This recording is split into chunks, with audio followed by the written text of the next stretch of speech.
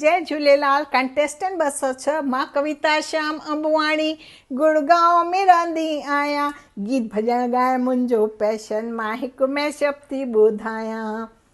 लाल मुंहिंजी पत रखजांइ भला झूलेलाल, सिंधड़ीअ जा सेवण जा सखी शहबाज़ कलंदर, दमादम मस्त कलंदर, दुल्हा दिल दिल जे अंदर, दमादम मस्त कलंदर, अली दा पहला नंबर, दम दमादम दमादम दम दमादम।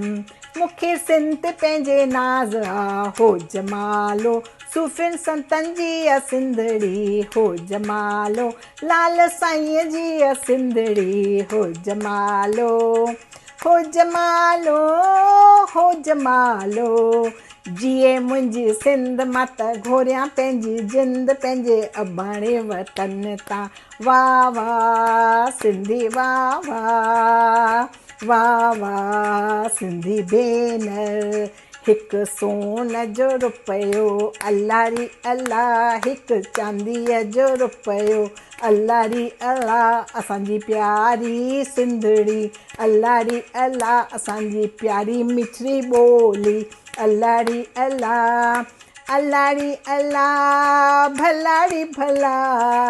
महिरबानी, जय झूलेलाल।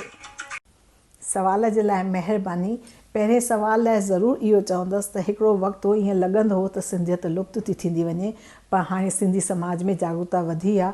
माण्हू पंहिंजे ॿारनि सां सिंधीअ में ॻाल्हाइनि था, सिंध जे बारे में ॻाल्हाइनि था, सिंधियत वधे थी।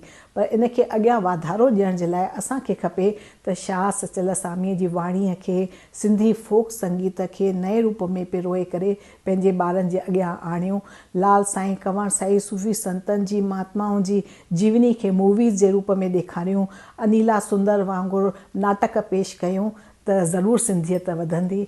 महिरबानी, जय झूलेलाल।